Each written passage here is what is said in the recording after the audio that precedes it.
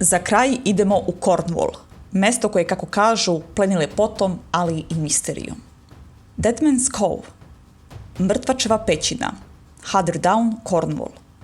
Andrew Green je za ovo mesto zapisao svoje lično iskustvo. Šetao je obalom sa prijateljem, naišli su na putanju koja vodi do mora. Kad su stigli na plažu, iako je bila jaka vrućina toga dana, toliko im je bilo hladno da su bili srećni što su poneli jakne. Neverovatna tišina, pojačana nelagodnim osjećanjem, pritiskala je celu okolinu. Stene su bile crne i more se teško pokretalo. Pogledali su se, klimnuli glavom bez reči i za minut su bili nazad na putu koji vodi za Gwythian. Raspitivanjem su kasnije saznali da se tu nalazi Mrtvačeva pećina, ali niko nije znao ili nije bio voljan da im objasni naziv tog mesta. Jedan par je video visoku figuru muškarca u crnoj odeći kako stoji ispred samih talasa. Pošli su prema njemu, ali su bili zapanjeni kada je prikaza polako nestala. Ispričali su Andrewu da ni oni od meštana nisu uspjeli da dobiju bilo kakvu informaciju o pećini, osim kratkog odgovora. O da, ona je posjednuta od čoveka u crnom. Jamaica Inn, Bolventor, Cornwall. Ako taj pub nije posjednut, onda bi svakako trebalo da bude, rekao je jedan posjetilac ove gostionice izgrađene još 1547. godine.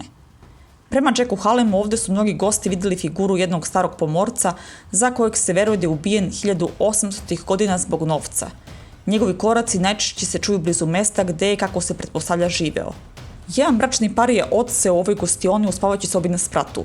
Gospodin je ispričao su on i supruga bili smešteni u posebnoj sobi desno u hodniku. Ubrzo nakon što je zaspao, žena ga je probudila i rekla mu da neki čovjek stoji kod vrata spavaće sobe. Mogao ga je vidjeti prilično jasno. Činilo se da ima šeširen 3 roga i dugačak staromodni kaput. Kretao se polako duž ivica kreveta i u sobi je iznenada postalo jako hladno.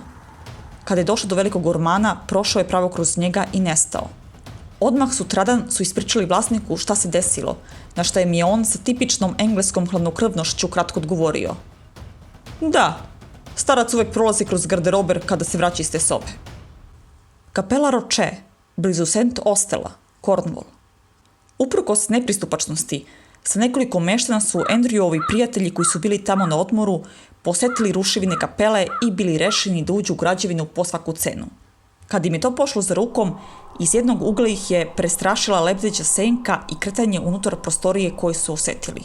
Lokalni stanovnici kažu da je to duh nekog gubavca koji je koristio kapelu kao posljednje utočište, dok drugi smatraju da je u pitanju prikaza nekog lopova ili rudara. Beehive, Hellstone, Cornwall. Za Hellstone, koji je poznat kao trgovački grad i po manifestacijama Dan sreće Dan krzna, legenda kaže da se tu zaustavio sam nečastivi kada je putovao zemljom, tražeći dovoljno veliki kamen kojim bi zatvorio ulaz u pakao.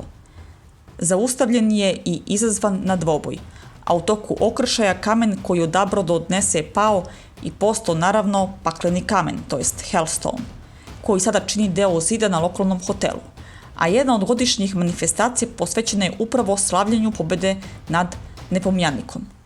Duh koji se pojavlja u pubu nema veze sa tim događajem. Reč je o čoveku 30. godina obučenom u modernu odeću. Videlo ga je nekoliko gostiju u pubu, obično oko pola 11 noću, i svi se slažu da deluje veoma stvarno. Doduše, jedna od mušterija je kazala da je pojava bila pomalo zamagljena, mada nije bila precizna je li ta izmaglica bila proizvod same prikaze ili je pak bila posljedica alkohola.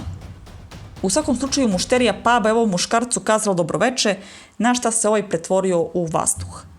Iako se pretpostavlja da je pojava duha u vezi sa 2 ubistva koja su se desila u ovim prostorijama pre 1,5 veka, Andrew Green je smatrao, s obzirom na odeću koju prikaza nosi, da to nije tačno i da je moguće da je u pitanju druga vrsta fenomena, aparacija neke žive osobe, takozvani fantomi živih.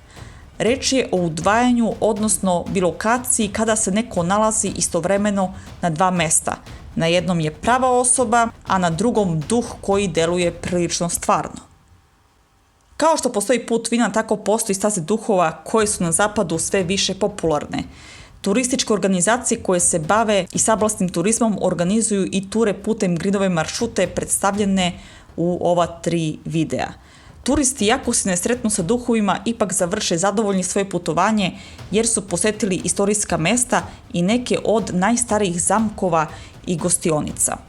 Na zapadu ovaj vid turizma je veoma razvijen i u Engleskoj ako neka zgrada nema duha, oni ga izmisle.